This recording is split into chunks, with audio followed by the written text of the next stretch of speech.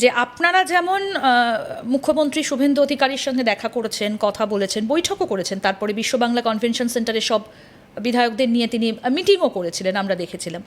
ঠিক এইভাবে সাংসদরাও দিল্লিতে বিশ্ব বাংলা কনভেনশন সেন্টারের মিটিং সমস্ত বিধায়কদের নিয়ে, সমস্ত মানে বিধানসভার সমস্ত বিধায়কদের নিয়ে যে বৈঠকটা হয়েছিল, ঋতব্রত ব্যানার্জি সেখানে গিয়েছিলেন। না, ওটা তো ট্রেনিং প্রোগ্রাম ছিল, ট্রেনিং একটা প্রোগ্রাম ছিল সমস্ত বিধায়কদের, পলিটিক্যাল না, ওটা একটা ওরিয়েন্টেশন প্রোগ্রাম ছিল, যেখানে আপনার লোকসভার স্পিকার, বিভিন্ন রাজ্যের স্পিকার, তারা এসে, যেহেতু এবার অনেক নতুন নির্বাচিত সদস্য রয়েছে পরিষদীয় রাজনীতির ব্যাপারে, তাদেরকে একটা ওরিয়েন্টেশন প্রোগ্রাম, এটা প্রোগ্রাম ছিল সেখানে আপনারা, কারণ এই ছবিগুলো তো আমরা বিধায়ক হিসেবে যাওয়া, এটা তো কোনো পলিটিক্যাল প্রোগ্রাম না। এই ছবিগুলো দেখিনি যে সমস্ত বিধায়ক একসঙ্গে একটা ওরিয়েন্টেশন হচ্ছে, বিজেপি, কংগ্রেস, সিপিএম, আমাদের সবাই। এবার আপনাদের দলের যারা সাংসদ তারাও দিল্লিতে যাচ্ছেন এবং তারাও বিজেপির কেন্দ্রীয় নেতাদের সঙ্গে দেখা করছেন, তারা এখন এনসিপিআইতে যোগদান করেছেন। আপনারাও কি ভবিষ্যতে এরকম কোনো এনসিপিআই 2 গঠন করতে পারেন? সম্ভাবনা আছে? আমরা তৃণমূল কংগ্রেস এবং আমরা তৃণমূল কংগ্রেসই থাকব। সাংসদরা কি করেছে সেটা তারা বলতে পারবে, কারণ তাদের সাথে আমাদের কোনো এগুলো নিয়ে আলোচনা, এই বিষয়ে আলোচনা হয়নি। কিন্তু এটা আপনাকে আমি নিশ্চিত করতে পারি যে আমরা তৃণমূল কংগ্রেস এবং তৃণমূল কংগ্রেসেই থাকব, আমরাই তৃণমূল কংগ্রেস। বেশ। মমতা বন্দ্যোপাধ্যায় যদি এখন সবাইকে আবার বলেন ঘরোয়াপসি করতে, সবাই চলে আসুন, আমি অভিষেক বন্দ্যোপাধ্যায়কে সরিয়ে দিচ্ছি, আপনারা যাবেন? একটু বেশি দেরি হয়ে গেল না? আজকে তো এই প্রপোজিশনটা তাকে দেওয়া হয়েছিল, আমরা তো বারংবার বলেছিলাম, সেটা তো তিনি তখনই সেই কথা নিয়ে একটা আলোচনায় বসতে পারতেন, কিন্তু তিনি তো আলোচনায় বসতে রাজি হলেন না। এবং আমার মনে আছে যেদিন আমরা মুখ খুলেছিলাম, তারপরে আমাদেরকে ডাকা হয়েছিল, আমরা গেলাম কালীঘাটে, আমরা ভেবেছিলাম হয়তো দিদি বসবে, বসলো অভিষেক। সেই মিটিংও নিজের এজেন্ডার বাইরে আর কোনো কথা বলেনি। তো এখন এই সময় যেখানে এতগুলোই বিধায়ক একটা সিদ্ধান্ত নিয়ে এক জায়গায় এসছে, এটা আমার পক্ষে একা এর জবাব দেওয়া সম্ভব নয়, কারণ যা করতে হবে সবাইকে আলোচনার মধ্যে দিয়ে সিদ্ধান্ত নিতে হবে। মমতা বন্দ্যোপাধ্যায়ের নেতৃত্বেই আমরা সকলে থাকতে চেয়েছিলাম, কিন্তু তিনি সেটা স্বীকার করেননি। তিনি কোথাও যেন আমাদেরকে পুরো দূরে ঠেলে দিলেন, যে না, অভিষেক থাকবে, তোমরা থাকবে না। এটা কেন তিনি করলেন আমি জানি না। যে মানুষটা ভোটের রেজাল্ট বেরোনোর আগের রাতেও শাখাওয়াত মেমোরিয়ালে গিয়ে সারা রাত পাহারা দেন, সেই মানুষটা এত চুপ হয়ে গেলেন কেন? তিনি কি এটা নিতে পারলেন না? দলটা চোখের সামনে ছত্রখান হয়ে গেল। কি মনে হয়? আপনি তো বহু বছর ওনাকে খুব কাছ, না হয় কথা বলতে পারেননি, কিন্তু খুব কাছ থেকে তো বহুদিন ধরে দেখছেন। দেখুন, হয়তো এই যে দল এবার সরকারে এলো না, এটা হয়তো মেন্টালি তিনি প্রিপেয়ার ছিলেন না, ভেবেছিলেন দল সরকারে আসবে, কারণ সেই রকম তো বলছিলেন। এবার এগুলো মানিয়ে নিতে একটু সময় লাগে, তার বয়সও হয়েছে, কিন্তু এই জানেন তো, রাজনীতিতে আপনার এই মেন্টাল প্রিপারেশনটা অলওয়েজ দরকার। রাজনীতিতে কখনো এমন হয় না যে আমি এক জায়গায় বসলাম মানে সেখানে আজীবন বসে থাকবো। এই মেন্টাল প্রিপেয়ারনেস নিয়েই আপনাকে রাজনীতি করতে হবে, যে জিত এবং হার দুটোই রাজনীতির অবিচ্ছেদ্য অঙ্গ। কখনো আপনি জিতবেন, কখনো হারবেন। হারা মানে আমি সব কিছু, আমি সর্বহারা হয়ে গেলাম, আমি আমার কর্মীদের দেখব না, আমি আমার বিধায়কদের দেখব না, আমি চুপ হয়ে বসে যাব, এটাও কিন্তু রাজনীতির অঙ্গ নয়। আপনাকে এই স্পিরিটটা সবসময় রাখতে হবে, যে আমি আজকে হারছি, কালকে জিতবো, কালকে জিতছি, পরশু হারতে পারি।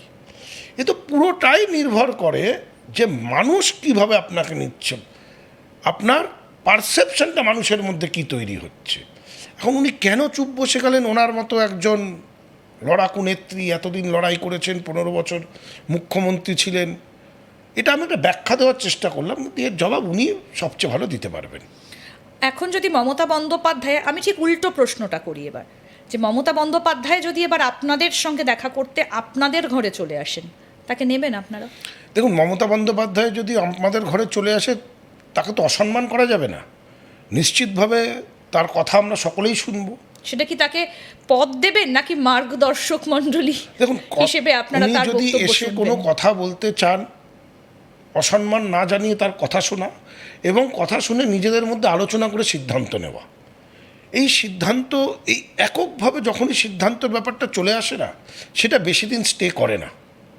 মানে মমতা বন্দ্যোপাধ্যায় একটা সময় আমরা দেখেছি, যখন ক্ষমতা আসার পরেও একটা কোর কমিটি ছিল, প্রায় সেই কোর কমিটি মিটিংয়ে বসতো, সেখান থেকে নানান রকম সিদ্ধান্ত, তো সেটা থেকে তো পুরো বিচ্যুতি ঘটে গিয়ে একক সিদ্ধান্ত, অভিষেক বন্দ্যোপাধ্যায় সিদ্ধান্ত নিচ্ছে, সেটা পার্কুলেট হয়ে যাচ্ছে ডাউন দ্য লাইন। আচ্ছা, মানে সেটা সেটা থেকেই- এখন আর চলবে না। যে আপনারা যেমন মুখ্যমন্ত্রী শুভেন্দু অধিকারীর সঙ্গে দেখা করেছেন, কথা বলেছেন, বৈঠকও করেছেন, তারপরে বিশ্ব বাংলা কনভেনশন সেন্টারে সব বিধায়কদের নিয়ে তিনি মিটিংও করেছিলেন, আমরা দেখেছিলাম। ঠিক এইভাবে সাংসদরাও দিল্লিতে বিশ্ব বাংলা কনভেনশন সেন্টারের মিটিং সমস্ত বিধায়কদের নিয়ে, সমস্ত মানে বিধানসভার সমস্ত বিধায়কদের নিয়ে যে বৈঠকটা হয়েছিল, না। ঋতব্রত ব্যানার্জি সেখানে গিয়েছিলেন। না, ওটা তো ট্রেনিং প্রোগ্রাম ছিল, ট্রেনিং একটা প্রোগ্রাম ছিল সমস্ত বিধায়কদের। পলিটিক্যাল না, ওটা আচ্ছা। একটা ওরিয়েন্টেশন প্রোগ্রাম ছিল, যেখানে আপনার লোকসভার স্পিকার, বিভিন্ন রাজ্যের স্পিকার, তারা এসে, যেহেতু এবার অনেক নতুন নির্বাচিত সদস্য রয়েছে পরিষদীয় রাজনীতির ব্যাপারে, তাদেরকে একটা ওরিয়েন্টেশন প্রোগ্রাম। আচ্ছা, ওটা প্রোগ্রাম ছিল সেখানে আপনারা, কারণ এই ছবিগুলো তো আমরা বিধায়ক হিসেবে যাওয়া, এটা তো কোনো পলিটিক্যাল আমরা প্রোগ্রাম এই না। ছবিগুলো দেখিনি যে সমস্ত বিধায়ক একসঙ্গে একটা ওরিয়েন্টেশন হচ্ছে, বিজেপি, কংগ্রেস, সিপিএম, সবাই আমাদের সবার সবাই বিধায়ক সবাই। এবার আপনাদের দলের যারা সাংসদ তারাও দিল্লিতে যাচ্ছেন এবং তারাও বিজেপির কেন্দ্রীয় নেতাদের সঙ্গে দেখা করছেন, তারা এখন এনসিপিআইতে যোগদান করেছেন। আপনারাও কি ভবিষ্যতে এরকম কোনো এনসিপিআই 2 গঠন করতে পারেন, সম্ভাবনা আছে? আমরা তৃণমূল কংগ্রেস এবং আমরা তৃণমূল কংগ্রেসই থাকবো। সাংসদরা কি করেছে সেটা তারা বলতে পারবে, কারণ তাদের সাথে আমাদের কোনো এগুলো নিয়ে আলোচনা, এই বিষয়ে আলোচনা হয়নি। কিন্তু এটা আপনাকে আমি নিশ্চিত করতে পারি যে আমরা তৃণমূল কংগ্রেস এবং তৃণমূল কংগ্রেসেই থাকবো, আমরাই তৃণমূল কংগ্রেস। বেশ, মমতা বন্দ্যোপাধ্যায় যদি এখন সবাইকে আবার বলেন ঘরোয়াপসি করতে, সবাই চলে আসুন, আমি অভিষেক বন্দ্যোপাধ্যায়কে সরিয়ে দিচ্ছি, আপনারা যাবেন? একটু বেশি দেরি হয়ে গেল না? আজকে তো এই প্রপোজিশনটা তাকে দেওয়া হয়েছিল, আমরা তো বারংবার বলেছিলাম, সেটা তো তিনি তখনই সেই কথা নিয়ে একটা আলোচনায় বসতে পারতেন, কিন্তু তিনি তো আলোচনায় বসতে রাজি হলেন না। এবং আমার মনে আছে যেদিন আমরা মুখ খুলেছিলাম, তারপরে আমাদেরকে ডাকা হয়েছিল, আমরা গেলাম কালীঘাটে, আমরা ভেবেছিলাম হয়তো দিদি বসবে, বসলো অভিষেক। সে সেই মিটিংও নিজের এজেন্ডার বাইরে আর কোনো কথা বলেনি। তো এখন এই সময় যেখানে এতগুলোই বিধায়ক একটা সিদ্ধান্ত নিয়ে এক জায়গায় এসছেন, এটা আমার পক্ষে একা এর জবাব দেওয়া সম্ভব নয়, কারণ যা করতে হবে সবাইকে আলোচনার মধ্যে দিয়ে সিদ্ধান্ত নিতে হবে। মমতা বন্দ্যোপাধ্যায়ের নেতৃত্বেই আমরা সকলে থাকতে চেয়েছিলাম, কিন্তু তিনি সেটা স্বীকার করেননি। তিনি কোথাও যেন আমাদেরকে পুরো দূরে ঠেলে দিলেন যে না, অভিষেক থাকবে, তোমরা থাকবে না।